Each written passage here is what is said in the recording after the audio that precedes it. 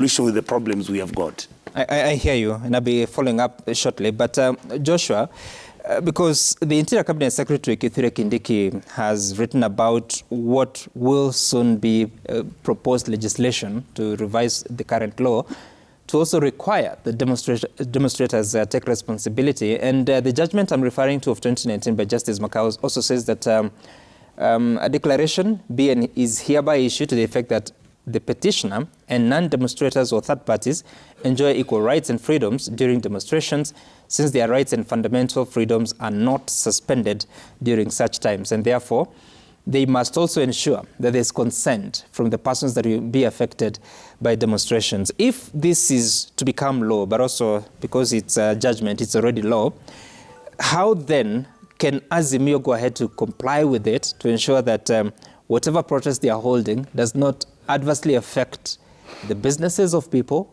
without their consent? Yeah, Sam, it's unfortunate that last week's demonstration resulted to loss of lives. We lost a student at the Maseno University. We lost a mechanic at the toy market, and two others. Police officers and ordinary citizens were also injured. That is just to give an assessment that that is not what should be a result of a demonstration. A demonstration should be free of death, should be free of violence or injuries, and even economic disruptions of people who are going on about their lives. And we saw what was happening in South Africa. I mean, their strategy of use of songs and dances along the streets of major cities in South Africa. But when we come back to our country, every proposal that is made, by a stakeholder that is going to affect, how things are done, especially those ones that have been provided for by the Constitution, should be subjected to public participation. So, in fact, people who've made certain proposals should not fall trap where they think they can just make proposals and then they just do that. And of course, we have Parliament as our first means of public participation, because those are our representatives to interrogate these matters, whether it serves Kenyans, is it to the fidelity of the Constitution or not. But you ask a very important question, that how would have Azimio Umoja held a demonstration differently to even enable it to make it peaceful. I think if we stop reading politics in all this, because there's a lot of mixed presentations here about the 2022 general elections results, presidential election results, which even complicates this even further. But the issue around the high cost of living is genuine.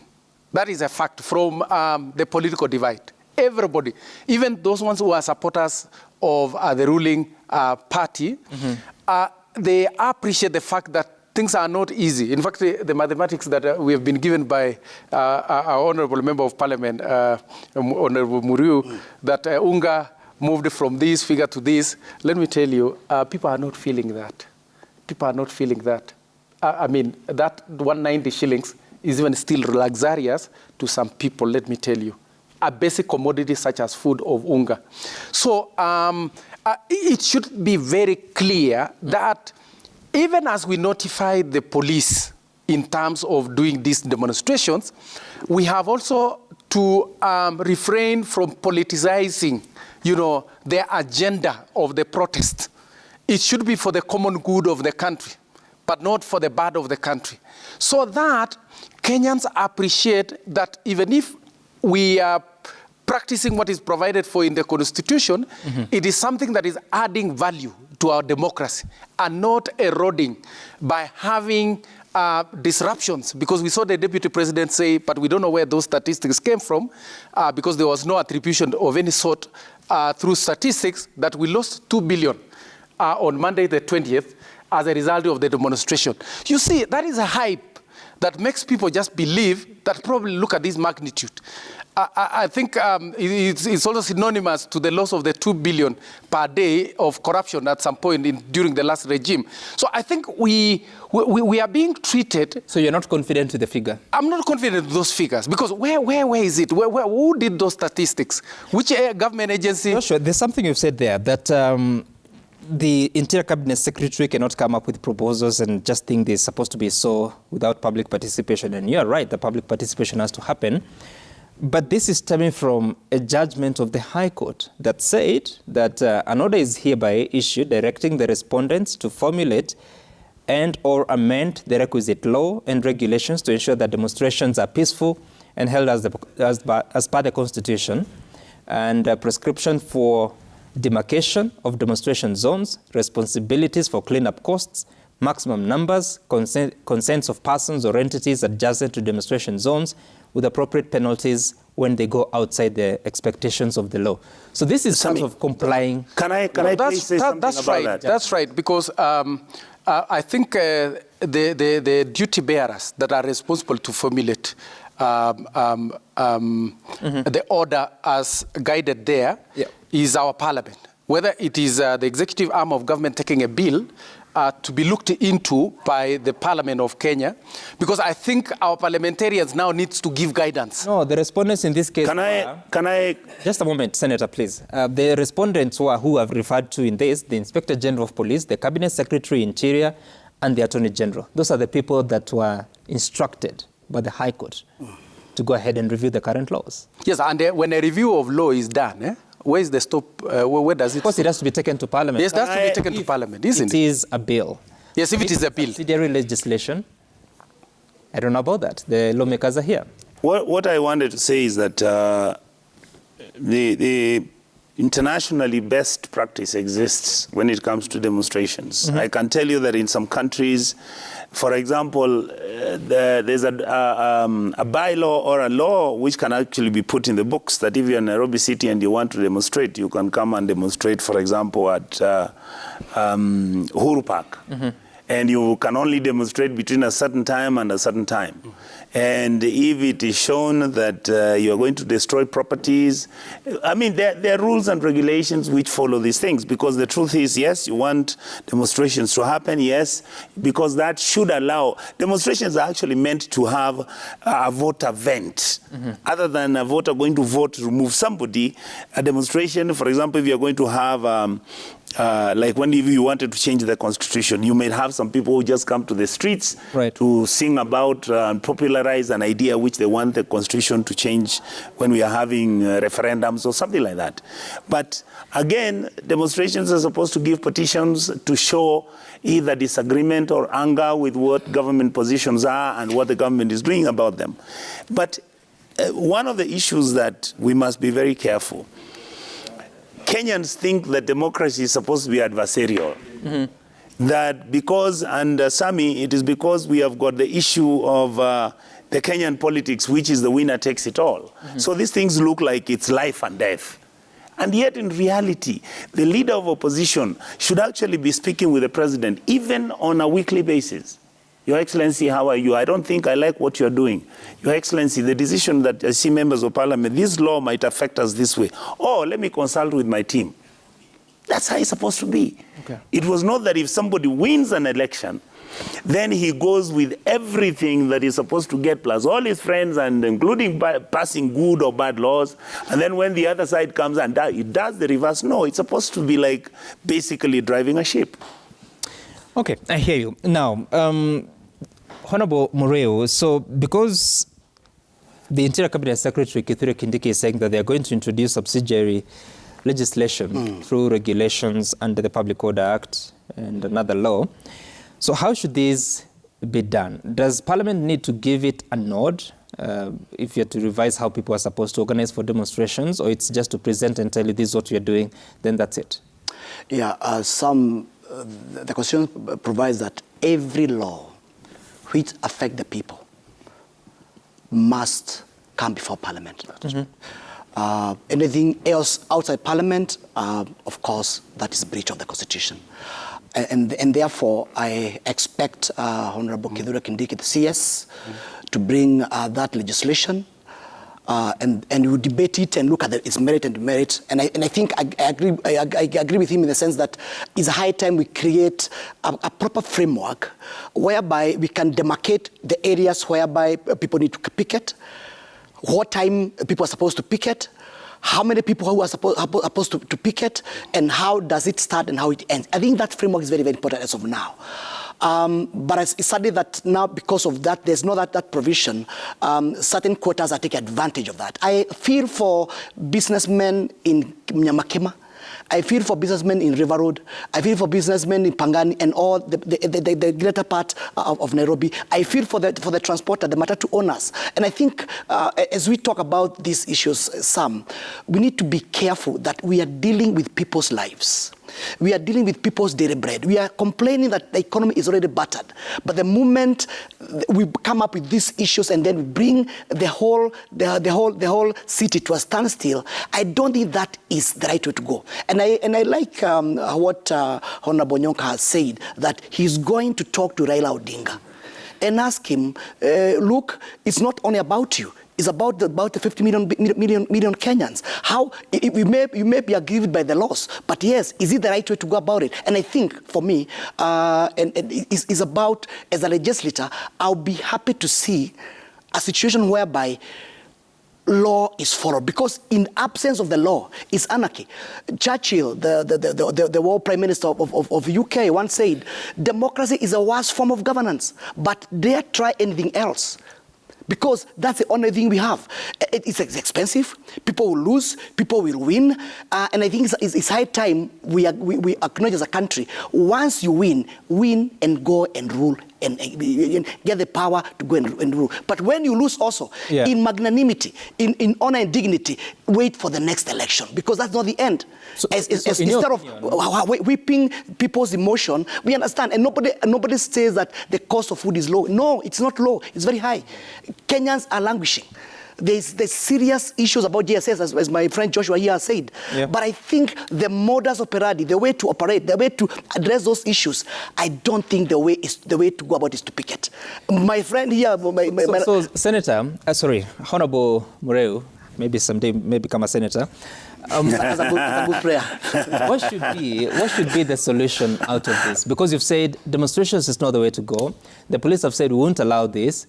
And you're saying there are some issues that have to be reflected on. What would be the solution for you? It's very simple. It's purely political good manners. Political good manners. You win, you take power. No. You lose, you wait. Let me finish. You're talking about now. I'm coming there. I'm coming there, Sam. And I don't know why these days you like cutting me short when my point is my point is pregnant. I don't know why you cut me short, Sam. My point is very simple. You ask me a question. I think it's good that you wait for me to answer. The way forward is purely we respect our laws and democracy. You cannot be a loser, a permanent loser, and a protester permanently. It must come to an end. It's important that also the government of the day follows the law.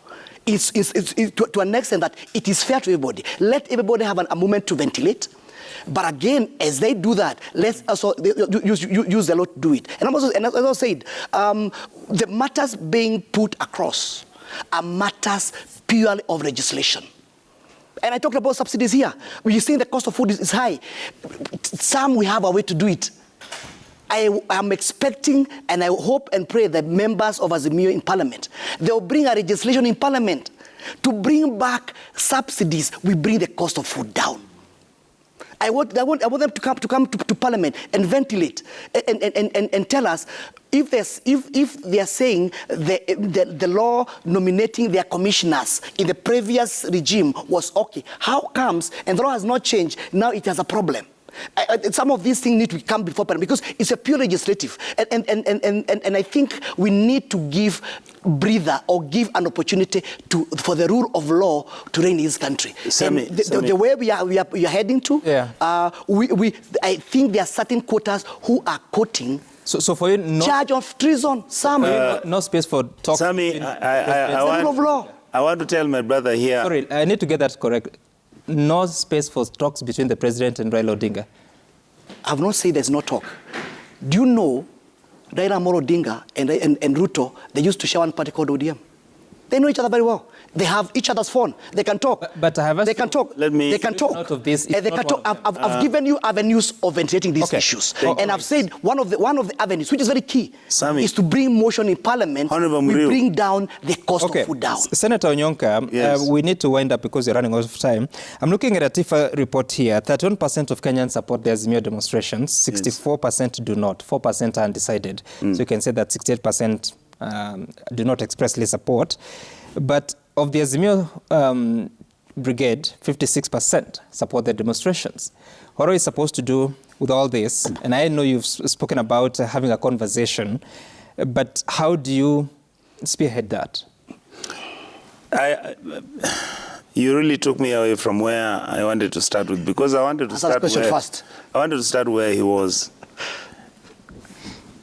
If you talk about the law being taken to Parliament because it can be legislated, the truth is, you know, that what KK Alliance and Azimio are fighting about, number one, is the fact that as we speak, KK has got a majority in that Parliament. So he thinks and believes, because they have the majority, if Kindiki brings this law, even if it may be unconstitutional, they can actually pass it. That's not correct. Because they have the numbers, because they have the numbers, and because they can actually twist, or they could.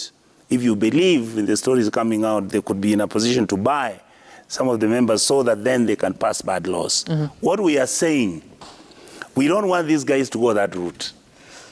Let us sit down and let us engage ourselves as equals, because after all, KK won these elections by 50+1. All right? And the other side lost by 49. So the margin of difference between what is actually a majority and what is a minority is that +1. And that is why I am saying, let us be magnanimous, like what the Tanzanian president, Madam Suluhu, said the other day. She said it's very simple. Accommodate each other as the government and as opposition, because if you mess up the country, there's nowhere else you're going. And what I'm saying, Sami, is, yes, let us legislate. Yes, I hope Kindiki is a renowned lawyer. He'll bring the law to the House. But if it comes and it has those challenges where they're going to trample on the rights which Kenyans have fought about, whereby picketing was never allowed under the Moi regime. If you stop the picketing right now and take it back to where it was in the year 1992, tell me what is going to happen to the country. My argument is the way to move forward. Let us legislate, yes. Let us make sure we bring what my brother is calling the good political manners. Let us begin to engage ourselves in such a manner that our politics is not about life and death. Where we are right now, some people think if Ruto is removed, then their life will be okay. Or if Raila becomes the president, then Kenya's problems will be solved. No. Okay. All right, I hear you. If I get an extra 10 seconds, I'll give it to Joshua here. But let's quickly take a look at the feedback that has come to us at Citizen TV Kenya at Sam Gituku. The hashtag to use is daybreak. And we begin with the engineer Lazaro. I would like to ask both sides to swallow their pride and sit down around the table to listen to each other. These are issues you can't win through just thumping. Someone else is saying that